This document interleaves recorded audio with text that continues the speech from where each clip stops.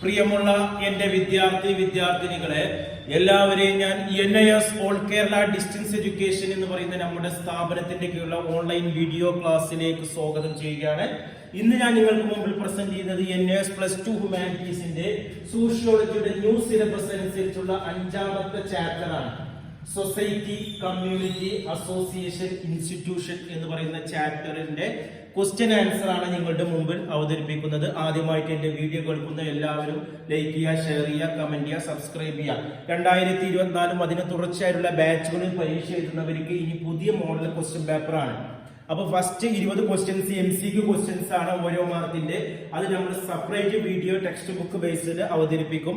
ഇന്നത്തെ വീഡിയോയിൽ നമ്മൾ 2 മാർക്കിന്റെ ക്വസ്റ്റ്യൻസും 3 മാർക്കിന്റെ 5 മാർക്കിന്റെ വിവിധ ക്വസ്റ്റ്യൻസും ആൻസറുകളാണ് ബോർഡിൽ എഴുതി അവതരിപ്പിക്കുന്നത്. ക്വസ്റ്റ്യൻസ് ഇംഗ്ലീഷിലാണ്, ആൻസർ നിങ്ങൾക്ക് ഇംഗ്ലീഷിലോ അല്ലെങ്കിൽ മലയാളത്തിലോ എഴുതാം. അതുകൊണ്ട് ഞാൻ ബോർഡിലെ ക്വസ്റ്റ്യൻസ് ഇംഗ്ലീഷിൽ എഴുതിയിട്ടുണ്ട്. ഏകദേശം 12ഓളം ക്വസ്റ്റ്യൻസ് എഴുതിയിട്ടുണ്ട്. ഇത് നമ്മൾ ഗൈഡ് ബേസിലാണ് നമ്മൾ അവതരിപ്പിക്കുന്നത്. ഗൈഡ് ആവശ്യമുള്ളവർ എന്റെ വാട്സപ്പ് നമ്പറിൽ കോൺടാക്ട് ചെയ്താൽ മതി. അപ്പൊ നമ്മുടെ ചാനലിന്റെ പേര് സൊസൈറ്റി, സമൂഹം, കമ്മ്യൂണിറ്റി, സമുദായം, അസോസിയേഷൻ, സംഘടന, ഇൻസ്റ്റിറ്റ്യൂഷൻ, സ്ഥാപനങ്ങൾ, ഇതൊക്കെയാണ് വരുന്നത്. ഫസ്റ്റ് ക്വസ്റ്റ്യൻസ് ആണ്, വാട്ട് ഈസ് സൊസൈറ്റി? എന്താണ് സമൂഹം എന്ന് പറയുന്നത്? അല്ലെ, സമൂഹത്തിനൊരു ഡെഫിനിഷൻ വേണം. വളരെ സിമ്പിൾ ആയിട്ട് പറയുകയാണെങ്കിൽ സമൂഹം എന്ന് പറയുന്നത് സാമൂഹ്യ ബന്ധങ്ങളുടെ ഒരു പിന്നിടലാണ്, അല്ലെ, അല്ലെങ്കിൽ ഒരു ചിലന്തി വലയാണ്. സാമൂഹ്യ ബന്ധങ്ങളുടെ ഒരു ചിലന്തി വലയാണ് എന്ന് പറയുന്നത് സമൂഹം എന്ന് പറയുന്നത്.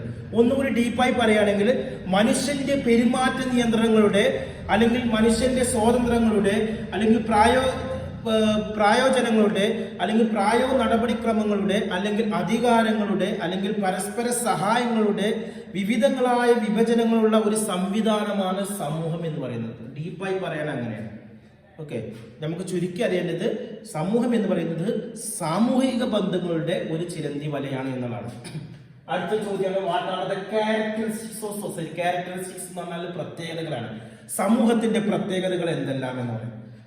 ഒന്ന് പറയുന്നത് ജനങ്ങൾ ഉൾപ്പെടുന്നതാണ് സമൂഹം, അല്ലെ, ഒരു സമൂഹം ഉണ്ടെങ്കിൽ അവിടെ ജനങ്ങൾ വേണം. രണ്ടാമത് പറയുന്നത് സാമ്യങ്ങളിലും വൈവിധ്യങ്ങളിലും അധിഷ്ഠിതമാണ് സമൂഹം. സമൂഹത്തിലെ ജനങ്ങൾ ഒരേപോലുള്ള പ്രവർത്തനങ്ങൾ കാണിക്കുന്നുണ്ട്, വൈവിധ്യ പ്രവർത്തനങ്ങൾ കാണിക്കുന്നുണ്ട്, അല്ലെ, അത് ജാതി, മത, വർഗമൊക്കെ ഇതിന് കാരണങ്ങളാകുന്നുണ്ട്. അതേപോലെ തന്നെ അംഗങ്ങളുടെ പരസ്പര ആശ്രയത്തിനുണ്ട്, അങ്ങോട്ടും ഇങ്ങോട്ടും ആശ്രയിക്കണമെങ്കിൽ സമൂഹമാണ്. ഒരുത്തന്റെ പ്രശ്നങ്ങൾ കണ്ടറിഞ്ഞ് മറ്റൊരാളുമായി ഇടപെടണമെങ്കിൽ അവിടെ സമൂഹങ്ങൾ വേണം.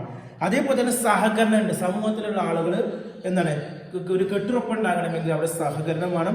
സമൂഹം എന്ന് പറയുന്നത് ചലനാത്മകമാണ്, അത് കാലത്തിനനുസരിച്ചുള്ള ഡൈനാമിക് പ്രോസസ്സാണ്, അല്ലെ. കാലം നൂറ്റാണ്ട് മാറുന്നതിനനുസരിച്ച് ഇപ്പൊ 19ാം നൂറ്റാണ്ടിലെ സമൂഹമല്ല 20ാം നൂറ്റാണ്ട്, 20ാം നൂറ്റാണ്ടിലെ സമൂഹമല്ല 21ാം നൂറ്റാണ്ട്. കാലം മാറുന്നതിനനുസരിച്ച് സമൂഹം മാറുന്നുണ്ട്. അവിടെ സാമൂഹിക നിയന്ത്രണങ്ങളുണ്ട്. മനുഷ്യന്റെ പെരുമാറ്റത്തെ നിയന്ത്രിക്കാതെ സാമൂഹിക ജീവിതം പുരോഗമിക്കില്ല. അപ്പൊ അതുകൊണ്ട് സമൂഹത്തിന് നിയന്ത്രണങ്ങളുണ്ട്. അതേപോലെ സംസ്കാരമുണ്ട്. ഓരോ സംസ്കാരം, കേരളത്തിലെ സംസ്കാരമല്ല തമിഴ്നാട്ടിലെ സംസ്കാരം. ഇനി നമ്മൾ കേരളത്തിൽ തന്നെ പല സംസ്കാരങ്ങളുണ്ട്. ഒരു ജില്ല അടിസ്ഥാനത്തിൽ എടുക്കുന്ന സംസ്കാരമുണ്ട്. അതേപോലെ തന്നെ ജാതി മതത്തിന്റെ അടിസ്ഥാനത്തിൽ സംസ്കാരങ്ങൾ വ്യത്യാസപ്പെടുന്നുണ്ട്. അതേപോലെ തന്നെ സമൂഹം സംഘടിതമായിരിക്കണം എന്നുള്ളതാണ്, ഒന്നിച്ചു നിൽക്കണം. അതുപോലെ സമൂഹത്തിൽ അനേകം സംഘങ്ങളും വിഭജനങ്ങളും ഉണ്ട്, ആചാരങ്ങളുണ്ട്, അനുഷ്ഠാനങ്ങളുണ്ട്. സമൂഹത്തിന്റെ ഒരു അത്യാവശ്യ ഘടകമാണ് അധികാരം എന്ന് പറയുന്നത്. ഇങ്ങനെ ഏകദേശം 12ഓളം പോയിന്റ് നമ്മൾ പറഞ്ഞത്. ഇനി മൂന്നാമത്തെ ചോദ്യം, ഡിഫൈൻ കമ്മ്യൂണിറ്റി. എന്താണ് കമ്മ്യൂണിറ്റി എന്ന് പറയുന്നത്? സമുദായം എന്ന് പറയുന്നത് നമ്മളൊന്ന് എന്നുള്ള ഒരു വികാരത്തോടെ ഒരു നിശ്ചിത പ്രദേശത്ത് ജീവിക്കുന്ന സാമൂഹിക ഗണമാണ് എന്ന് പറയുന്നത് സമുദായം എന്ന് പറയുന്നത്.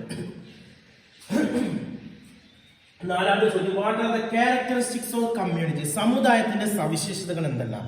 ഒരു നിശ്ചിത പ്രദേശം വേണം, ജനസഞ്ചയം വേണം, അടുപ്പമുള്ള സാമൂഹിക ബന്ധങ്ങൾ വേണം, അതേപോലെ തന്നെ മനഃശാസ്ത്രപരമായ ഐക്യമാണ് അവിടെ, സാംസ്കാരികപരമായ സാദൃശ്യമാണ്, സംഘടിതപരമായ പരസ്പര പ്രവർത്തനങ്ങളൊക്കെ ഒരു സമുദായത്തിന് വേണം എന്നുള്ളതാണ് പറയുന്നത്.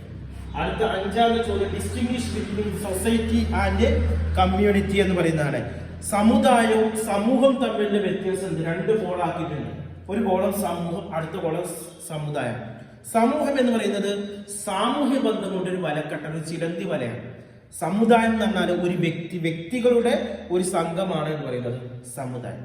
സമൂഹം എന്ന് പറയുന്നത് കേവലമാണ്, സമുദായം എന്ന് പറയുന്നത് കേവലമല്ല. അതേപോലെ തന്നെ സമൂഹത്തിന് ഭൂമിശാസ്ത്രപരമായ ഒരു നിശ്ചിത മേഖല ആവശ്യമില്ല എന്ന് പറയും. എന്നാൽ സമുദായത്തിൽ കമ്മ്യൂണിറ്റിക്ക് ഭൂമിശാസ്ത്രമായി വേണം. അതേപോലെ തന്നെ സമൂഹത്തിൽ ഒന്നിലേറെ സമുദായങ്ങൾ ഉണ്ടാകാം, എന്നാൽ ഒരു സമുദായത്തിൽ ഒന്നിലേറെ സമൂഹങ്ങൾ ഉണ്ടാവില്ല. അഞ്ചാമത് പറയുന്നത് ഒരു സമൂഹത്തിന് ഐക്യബോധമോ സാമൂഹിക വികാരമോ ആവശ്യമില്ല, എന്നാൽ ഒരു സമുദായത്തിൽ സാമൂഹികപരമായ വികാരം ആവശ്യമാണ്. ആറാമത് പറയുന്നുണ്ട് ഒരു സമൂഹത്തിൽ പൊതുവായ ലക്ഷ്യങ്ങൾ വ്യാപകവും ഏകീകൃതവുമായിരിക്കും, എന്നാൽ ഒരു സമുദായത്തിൽ പൊതു ലക്ഷ്യങ്ങൾ അത്ര വ്യാപകമോ ഏകീകൃതമല്ല. ഏഴാമത് പറയുന്നുണ്ട് ഒരു സമൂഹത്തിൽ പൊതു താല്പര്യവും പൊതു ലക്ഷ്യങ്ങളും ആവശ്യമില്ല, എന്നാൽ സമുദായത്തിൽ താല്പര്യങ്ങൾ സംബന്ധിച്ചും ലക്ഷ്യം സംബന്ധിച്ചും പൊതുവായ ഒരു യോജിപ്പ് വേണമെന്നുള്ളതാണ്. അടുത്താണ് ആറാമത്തെ ഡിഫൈൻ അസോസിയേഷൻ. എന്താണ് സംഘടന? സംഘടന എന്ന് പറഞ്ഞാൽ ഒരു പ്രത്യേക ലക്ഷ്യത്തിനോ അല്ലെങ്കിൽ ഏതാനും ലക്ഷ്യങ്ങൾക്കോ വേണ്ടി സംഘടിക്കുന്ന ജനങ്ങളുടെ ഗ്രൂപ്പാണ്. അതിന് മനുഷ്യരുടെ സംഘങ്ങളുണ്ട്, പൊതു താല്പര്യങ്ങൾ അവിടെ ഉണ്ട്, സഹകരണ മനോഭാവമുണ്ട്, സംഘടന ഉണ്ട്, നിയമങ്ങളുണ്ട്.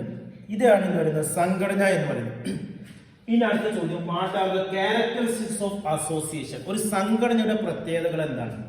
ഒന്ന് പറയുന്നത് മനുഷ്യരുടെ ഒരു കൂട്ടായ്മയാണ് എന്ന് പറയുന്നത് സംഘടന, അല്ലെങ്കിൽ അസോസിയേഷൻ എന്ന് പറഞ്ഞ സമാജം എന്ന് പറയുന്നത് അല്ലെ, മനുഷ്യരുടെ കൂട്ടമാണ് അസോസിയേഷൻ.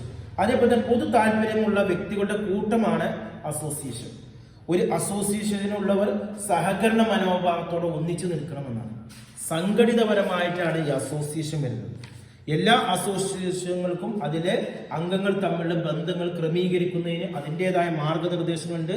അതേപോലെ അംഗങ്ങൾക്ക് തങ്ങളുടെ സമാനമോ അന്യനമായ താല്പര്യങ്ങൾ യഥാർത്ഥമാക്കുന്നതിനുള്ള ഏജൻസിയോ മാർഗമാണ് അസോസിയേഷൻ. അതേപോലെ അസോസിയേഷൻ അല്ലെങ്കിൽ സമിതികൾ താൽക്കാലികമാകാം അല്ലെങ്കിൽ സ്ഥിരമാകാം. അടുത്ത് what are the different types of association? വ്യത്യസ്ത തരം അസോസിയേഷനുകൾ ഏതൊക്കെയാണെന്നുള്ളതാണ് പറയുന്നത്. പ്രവർത്തനകാലം, അധികാരം, ജോലികൾ, ഇതിന്റെ അടിസ്ഥാനത്തിലൊക്കെ അസോസിയേഷൻ പല രീതിയിലുണ്ട്. അതിൽ ഒന്ന് പറയുന്നത് താൽക്കാലികപരമായിട്ടുള്ള അസോസിയേഷനാണ്. ഈ വെള്ളപ്പൊക്കം, ദുരിതാശ്വാസപരമായിട്ടൊക്കെ കാര്യങ്ങൾ കൈകാര്യം ചെയ്തത്. പിന്നെ പറയുന്നത് സുസ്ഥിരപരമായിട്ട് സ്ഥിരമായി നിൽക്കുന്ന അസോസിയേഷൻ ഉണ്ട്, അതാണ് ഈ ഭരണകൂടം എന്ന് പറയുന്നത്. ഇനി അധികാരത്തിന്റെ അടിസ്ഥാനത്തിൽ മൂന്നായിട്ട് അസോസിയേഷനെ തരംതിരിക്കാം. പരമാധികാരമുള്ള അസോസിയേഷൻ ഉണ്ട്, അതാണ് ഈ ഭരണകൂടം എന്ന് പറയുന്നത്. അതേപോലെ തന്നെ അർദ്ധ പരമാധികാരമുള്ള അസോസിയേഷൻ ഉണ്ട്, അതാണ് ഈ മുനിസിപ്പാലിറ്റി, യൂണിവേഴ്സിറ്റി എന്ന് പറയുന്നത്. ഇനി പരമാധികാരമില്ലാത്ത അസോസിയേഷൻ ഉണ്ട്, അതാണ് ക്ലബ്ബുകൾ എന്ന് പറയുന്നത്.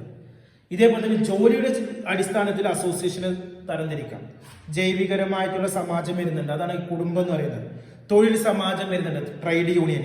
വിനോദ സമാജം വരുന്നുണ്ട്, സംഗീത ക്ലബ്ബ്. ധാർമ്മിക സമാജം വരുന്നുണ്ട്, ധർമ്മസ്ഥാപനം. ഇനി അടുത്ത ചോദ്യമാണ് ഡിഫൈൻ ഇൻസ്റ്റിറ്റ്യൂഷൻ. എന്താണ് ഇൻസ്റ്റിറ്റ്യൂഷൻ? അതിന്റെ ക്യാരക്ടറിസ്റ്റിക്സ് എക്സ്പ്ലെയിൻ ചെയ്യാനാണ്. ഇൻസ്റ്റിറ്റ്യൂഷൻ എന്ന് പറഞ്ഞ സ്ഥാപനങ്ങളാണ്. വ്യക്തികളും ഗ്രൂപ്പുകളും തമ്മിലുള്ള ബന്ധത്തെ നിയന്ത്രിക്കുന്നത് അല്ലെങ്കിൽ അംഗീകരിക്കപ്പെട്ടതും വ്യവസ്ഥാപരമായ ആചാരങ്ങളാണ് എന്ന് പറയുന്നത് സ്ഥാപനങ്ങൾ എന്ന് പറയുന്നത്. അപ്പോൾ അവിടെ വ്യക്തികള് ഗ്രൂപ്പുകൾ തമ്മിലുള്ള ബന്ധങ്ങളെ നിയന്ത്രിക്കുന്ന അംഗീകരിക്കപ്പെട്ടതുമായ വ്യവസ്ഥാപരമായ ആചാരങ്ങൾ അല്ലെങ്കിൽ പെരുമാറ്റങ്ങളാണ് സ്ഥാപനങ്ങൾ എന്ന് പറയുന്നത്. അതിന് പല പ്രത്യേകതകളുണ്ട്, ചില ലക്ഷ്യങ്ങളുണ്ട്. വ്യക്തികളെ നിയന്ത്രിക്കാനുള്ള ഉപാധിയാണ് സ്ഥാപനങ്ങൾ മനുഷ്യന്റെ കൂട്ടായ പ്രവർത്തനങ്ങൾ ആശ്രയിക്കുന്നുണ്ട്. അതേപോലെ തന്നെ വിവിധ ആചാരങ്ങളുടെ സിദ്ധാന്തങ്ങളുടെ അടിസ്ഥാനത്തിൽ രൂപം കൊണ്ടാണ് സ്ഥാപനങ്ങൾ മറ്റു സാമൂഹ്യ നിയന്ത്രണ ഉപാധിയേക്കാൾ സുസ്ഥിരമാണ്. വ്യക്തികൾ നിർബന്ധമായും അനുസരിക്കേണ്ട ചില നിയമങ്ങൾ എല്ലാ സ്ഥാപനങ്ങൾക്കും ഉണ്ടായിരിക്കാം. ഭൗതികമോ അല്ലാത്തതോ ആയ ഒരു പ്രതീകം എല്ലാ സ്ഥാപനങ്ങൾക്കും ലഭിച്ചിരിക്കും. മനുഷ്യരുടെ പ്രാഥമിക ആവശ്യങ്ങൾ നിറവേറ്റുന്നതിനായി രൂപം കൊണ്ടാണ് സ്ഥാപനങ്ങൾ. ഇനി അടുത്ത ചോദ്യമാണ് വാട്ട് ഈസ് എന്താണ് explain different types of institution ആണ്. ഏതൊക്കെയാണ് വ്യത്യസ്ത തരം ഇൻസ്റ്റിറ്റ്യൂഷൻ എന്ന് പറയുന്നത്? ഓക്കെ, പ്രൈമറി ഉണ്ട്, സെക്കൻഡറി ഉണ്ട്, പ്രാഥമിക സ്ഥാപനങ്ങളുണ്ട്, ദ്വിതീയുണ്ട്. പ്രാചീന സമൂഹങ്ങളിൽ കണ്ടുവരുന്ന ഏറ്റവും അടിസ്ഥാനപരമായിട്ടുള്ള സ്ഥാപനങ്ങളാണ് മതം, കുടുംബം, വിവാഹ, സ്വത്ത്, ഏതെങ്കിലും തരത്തിലുള്ള രാഷ്ട്രീയ സംവിധാനം എന്നിവ. ഈ സ്വഭാവത്തിൽ പറയുന്നതാണ് എന്ന് പറയുന്നത് പ്രാഥമിക സ്ഥാപനങ്ങൾ. അതായത് മതം വരും, കുടുംബം വരും, വിവാഹം വരും, സ്വത്ത് വരും. ഇത് പ്രാചീന സമൂഹങ്ങളിൽ കണ്ടുവരുന്നതായതുകൊണ്ടാണ് പ്രാഥമികം. സെക്കൻഡറി എന്ന് പറയുന്നത് വളർന്നു വരുന്ന സാഹചര്യങ്ങളിൽ മാറി വരുന്നതാണ് സെക്കൻഡറി എന്ന് പറയുന്നത്. വിദ്യാഭ്യാസം, നിയമം, ഭരണകൂടം, വാണിജ്യം ഇതൊക്കെ അതിൽ വരും. ഇനി അടുത്ത ചോദ്യമാണ് distinguish between institution and association ആണ്. ഇൻസ്റ്റിറ്റ്യൂഷനും അസോസിയേഷനും തമ്മിലുള്ള വ്യത്യാസം എന്തൊക്കെ? സ്ഥാപനങ്ങൾ നിയമത്തിന്റെ സൃഷ്ടിയാണ്, എന്നാൽ അസോസിയേഷൻ എന്ന് പറഞ്ഞാൽ മനുഷ്യരടങ്ങിയതാണ്. സ്ഥാപനങ്ങൾക്ക് അതേപോലെ തന്നെ അസോസിയേഷന് രൂപമുണ്ട് എന്നതാണ്, എന്നാൽ സ്ഥാപനങ്ങൾക്ക് രൂപമില്ല. അതേപോലെ തന്നെ സ്ഥാപനങ്ങൾ ഉരുത്തിരിഞ്ഞു വരുന്നവയാണ്, അസോസിയേഷൻ എന്ന് പറഞ്ഞാൽ രൂപീകരിക്കപ്പെടുന്നവയാണ്. സ്ഥാപനങ്ങൾ സുസ്ഥിരമാണ്, സ്ഥിരമാണ്, എന്നാൽ അസോസിയേഷൻ സ്ഥിരമല്ല. സ്ഥാപനം ഒരു പ്രവർത്തന ക്രമമാണ്, അസോസിയേഷൻ എന്ന് പറഞ്ഞാൽ സംഘടിത സ്ഥാപനമാണ്. സ്ഥാപന പ്രവർത്തന ക്രമം സൂചിപ്പിക്കുന്നു, അസോസിയേഷൻ എന്ന് പറഞ്ഞാൽ അംഗത്വം സൂചിപ്പിക്കുന്നു. ഇനി അടുത്ത ചോദ്യമാണ് explain the functions of association. അസോസിയേഷന്റെ ധർമ്മം എന്തൊക്കെയാണ്? ആളുകളുടെ ചില പൊതുവായ ആവശ്യങ്ങൾ നിർവഹിക്കുക എന്നതാണ് അസോസിയേഷന്റെ ലക്ഷ്യം. സ്വന്തം സംസ്കാരമോ ജീവിത ചുറ്റുപാടുകളോ സംരക്ഷിക്കുകയും ലക്ഷ്യങ്ങൾ നേടിയെടുക്കുകയും പൊതു നന്മയെ ലക്ഷ്യമായി പ്രവർത്തിക്കുകയും ചെയ്യുക എന്നതാണ് ഇതിന്റെ ലക്ഷ്യം. ഇനി ലാസ്റ്റ് ചോദ്യമാണ് what is primary institution? Explain help of example എന്നാണ്. പ്രൈമറി ഇൻസ്റ്റിറ്റ്യൂഷൻ എന്ന് പറഞ്ഞാൽ വ്യക്തികളും ഗ്രൂപ്പുകളും തമ്മിലുള്ള ബന്ധത്തിൽ നിയന്ത്രിക്കുന്നതും അംഗീകരിക്കപ്പെട്ടതും വ്യവസ്ഥാപരമായ ആചാരങ്ങളാണ് സ്ഥാപനങ്ങൾ എന്ന് പറയുന്നത്. അതിൽ തന്നെ പ്രാഥമിക ഉണ്ട്, സെക്കൻഡറി ഉണ്ട്. അതിൽ നമുക്ക് പറയുന്നത് പ്രൈമറി എന്താണെന്ന്. പ്രൈമറി എന്ന് പറഞ്ഞാൽ പ്രാചീന കാലം മുതൽ വരുന്നതാണ്.